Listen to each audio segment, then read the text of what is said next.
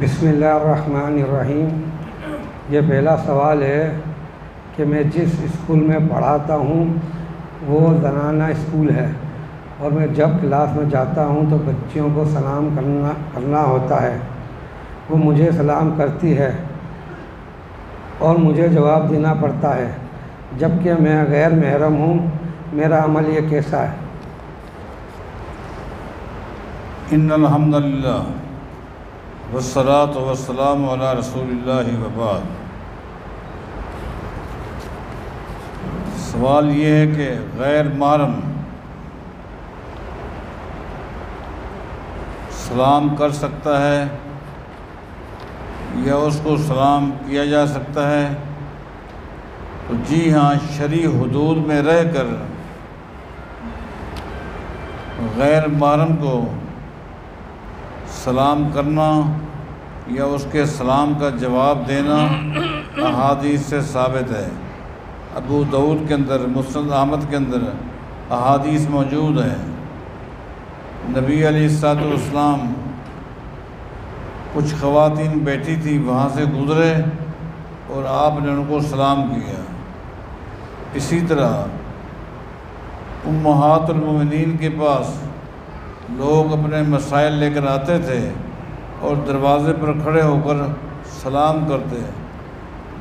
امہات المومنین ان آنے والوں کے سلام کا جواب دیا کرتی تھیں، لہٰذا سلام کرنا غیر محرم کا یا اس کو جواب دینا ثابت ہے، لیکن اخلاص کے ساتھ سنت پر عمل کرتے ہوئے یہ عمل ہونا چاہیے۔ مقاصد کچھ اور نہ ہوں، فتنہ اگر مقصود ہے تو یہ پھر حرام ہے، ناجائز ہے۔ کہ کیونکہ احادیث سے ثابت ہے کہ اس انداز میں خواتین غیر محرم سے گفتگو نہ کریں، جس سے اگر غیر محرم کے دل میں کوئی بدنیتی ہے، اس کی غلط سوچ کو تقویت نہ مل جائے۔ جواب دینا ہے تو اس ایسے جواب دینا ہے ایک ایسے انداز میں جس میں بد اخلاقی بھی نہ ہو، لیکن کوئی اور پہلو بھی نہ ہو جس کا معنی کوئی غلط سمجھے۔ سلام بھی ثابت ہے، جواب بھی دینا ثابت ہے۔ ایک یہ سوال ہے کہ جب میں اسکول کی کلاس میں جاتا ہوں تو میرے احترام میں کلاس کی تمام بچیاں کھڑی ہو جاتی ہیں۔ میں ان کو منع کیا ہے، لیکن وہ کہتی ہیں کہ ہمیں ہیڈ ماسٹر نے کھڑا ہونے کا کہا ہے، اس لیے ہم کھڑی ہوں گی۔ دیکھیں، ایک مسلمان کے لیے قرآن و حدیث پر عمل کرنا لازمی ہے۔ دین قرآن و حدیث کا نام ہے۔ نہ باپ کے جذبات، نہ استاد، نہ ادارے کے قوانین یہ دین کا، اسلام کا درجہ نہیں رکھتے۔ جب نبی علیہ الصلوۃ والسلام نے فرما دیا ہے کہ جو شخص یہ پسند کرتا ہے کہ جب میں جاؤں تو لوگ اس کے لیے کھڑے ہو جائیں، اس کے لیے خالی کھڑے ہو جائیں، جس طرح مجسمہ ہوتا ہے جس میں کوئی حس نہیں ہوتی، جس میں کوئی حرکت نہیں ہوتی، اور تعظیماً یوں کھڑا ہو جانا، جو پسند کرتا ہے کہ میرے لیے یوں ہو تو سمجھ لو اس نے اپنا ٹھکانہ جہنم میں بنا لیا ہے۔ ایک لیے یوں ثابت ہے، کوئی اگر آپ کا بزرگ آ رہا ہے، آپ ایک قدم چل کے جاتے ہیں اور اسی طرح آپ ان کو ملتے ہیں، معانقہ کرتے ہیں، یہ اعمال ثابت ہے۔ لیکن کسی کو دیکھ کر اپنی جگہ پر ایک مجسمے کی طرح، ایک بت کی طرح کھڑے ہو جانا بے حس، یہ ناجائز ہے، اور جو پسند کرتا ہے اپنا ٹھکانہ جہنم بناتا ہے۔ لہذا ہیڈ سر کا یہ کہنا کہ تم نے یہ کام کرنا ہے غیر شرعی ہے، اس کی بات نہیں مانی جائے گی۔ قرآن و حدیث کے مقابلے میں کسی کی بات کو اہمیت نہیں دی جائے گی۔ ایک شخص کے دو بیٹے ہیں، ایک انتہائی فرما بردار ہے اور دوسرا انتہائی نافرمان۔ ان میں سے جو فرما بردار ہے اس کا انتقال ہو گیا ہے، اب اس کے بیٹے اپنے دادا کی خدمت کر رہے ہیں۔ سوال یہ ہے، کیا مرنے والے کی وراثت میں اس کے باپ کو بھی حصہ ملے گا؟ اگر اس کے باپ کو حصہ ملے گا تو تو اس کا حصہ اس نافرمان بیٹے کے حصے میں بھی آئے گا؟ سب سے پہلے تو ہم دعا کرتے ہیں اللہ تعالیٰ ہدایت دے، اور ماں باپ کا جو ایک مقام ہے اولاد کو وہ مقام سمجھنا چاہیے۔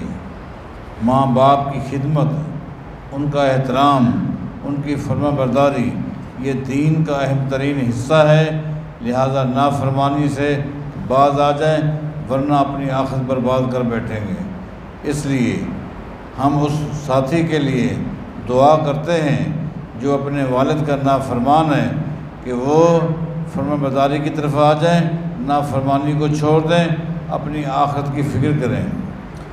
دوسری بات یہ ہے کہ اس کا فرما بردار بیٹا جو فوت ہو گیا ہے، اگر اس کا عقیدہ بھی صحیح تھا، اس کے لیے ہماری دعا ہے اللہ تعالیٰ اس کی آخرت بہتر بنا دے، اللہ اس پہ رحم فرمائے۔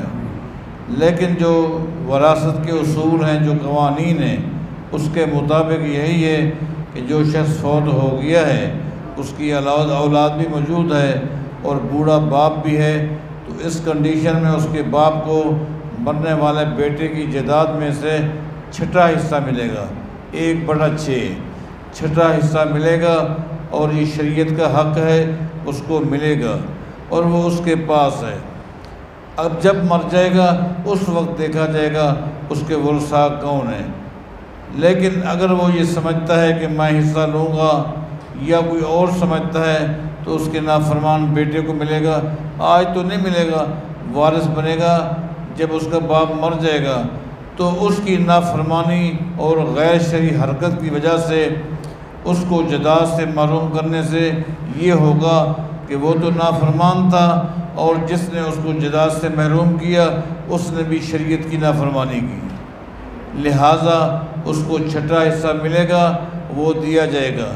ہاں البتہ یہ کام ہو سکتا ہے کہ جو بوڑھا دادا جس کے پوتے اس کی خدمت کر رہے ہیں، بیٹے کے ہوتے ہوئے چونکہ وہ وارث تو نہیں ہے، وہ ذوی الارحام ہے، اس کو چاہیے جو اس کو حصہ ملا ہے اس میں سے اپنے پوتوں کے ساتھ ہمدردی کریں، تعاون کریں، جو اس کی خدمت کر رہے ہیں، علاج، معالجہ، کھانا پینا سب کچھ ہے، ان کے ساتھ وہ کر سکتے ہیں، اور وہ ذوی الارحام ہے۔ لیکن جب وہ مر جائے گا اس کی جائیداد اس کو ملے گی جو اس کا قریبی ہوگا۔ مثلاً موجودہ حالات کے مطابق اگر اس کا انتقال ہو جائے، اس کا نافرمان بیٹا ہی اس کا وارث بنے گا، اس کو ملے گا، اس کی نافرمانی کی سزا اس کو ملنی ہے، وہ الگ بات ہے، لیکن جائیداد سے اس کو محروم نہیں کیا جاتا جب تک کہ وہ اسلام میں ہے۔ اگر علماء فتویٰ دے دیں کہ اس کے اعمال ایسے ہیں، اس کے عقائد ایسے ہیں کہ وہ کافر ہو گیا ہے، تو پھر وہ جائیداد سے محروم ہو جائے گا، بصورت دیگر اس کو جائیداد ملے گی۔ وہ طالبات جو قرآن پاک کی تعلیم حاصل کر رہی ہیں، کیا وہ حالت حیض میں آ کر قرآن پاک کی تعلیم حاصل کر سکتی ہیں؟ دیکھیں، قرآن کریم کی تعلیم ایک الگ چیز ہے اور قرآن کریم کی تلاوت ایک الگ چیز ہے۔ وہ قرآن کریم کی تعلیمات حاصل کر رہی ہیں، ان کو چاہیے کہ وہ آئیں اور تعلیم حاصل کریں۔ البتہ قرآن کریم کو لے کر اور اس کی تلاوت کرنا یہ مختلف ہی بات ہے۔ راجح جو میرا موقف بھی ہے وہ یہی ہے کہ تلاوت نہیں کرنی چاہیے، باقی قرآن کریم کا ترجمہ پڑھانے والی پڑھائے اور وہ اس کو سنے، سماع کرے، اس کو اس کے ترجمے کو لکھے، یہ کام ہو سکتا ہے۔ تعلیم میں تعطل نہیں آنا چاہیے، البتہ قرآن کریم کو لے کر اس کو تلاوت کرنا یہ صحیح نہیں ہے۔ کیا ہنسی مذاق جائز ہے یا ناجائز ہے؟ جی ہاں، دین اسلام میں ہنسی مذاق جائز ہے، لیکن شرط یہ کہ وہ شرعی حدود میں ہو۔ شرعی حدود میں ہنسی مذاق ثابت ہے۔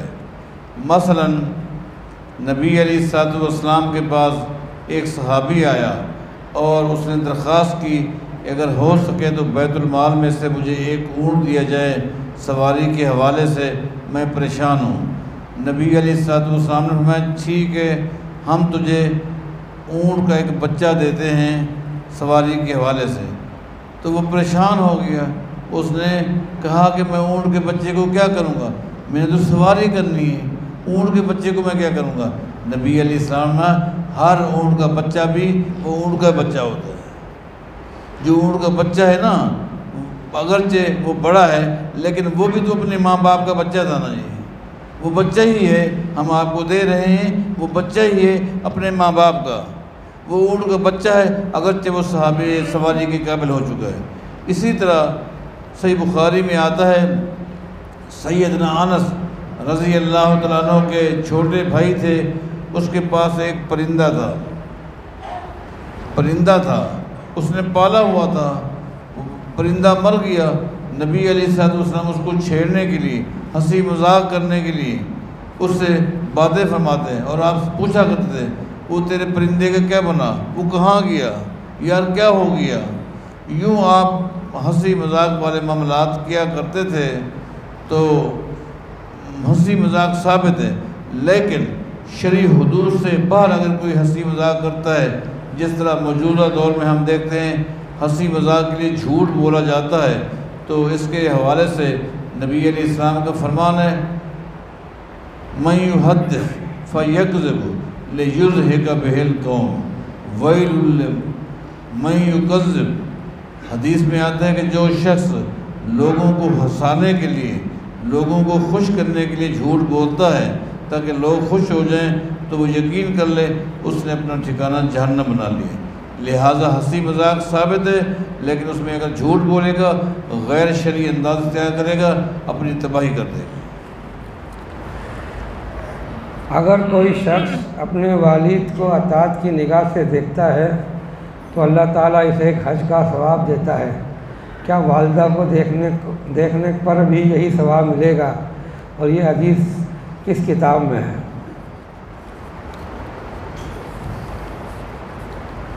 جو شخص اپنے والدین کو رحمت کی نگاہ سے دیکھے گا اس کو ایک حج کا ثواب مل جائے گا۔ اس روایت کو امام بہقی نے شعب الایمان کے اندر ذکر کیا ہے، لیکن علامہ البانی رحمہ اللہ نے اپنی کتاب سلسلۃ الاحادیث الضعیفہ الموضوعہ میں لکھا ہے یہ حدیث ضعیف ہے، اور بعض طرق تو اس کے ایسے ہیں کہ یہ من گھڑت ہے، لہٰذا یہ حدیث سند کے لحاظ سے صحیح نہیں ہے۔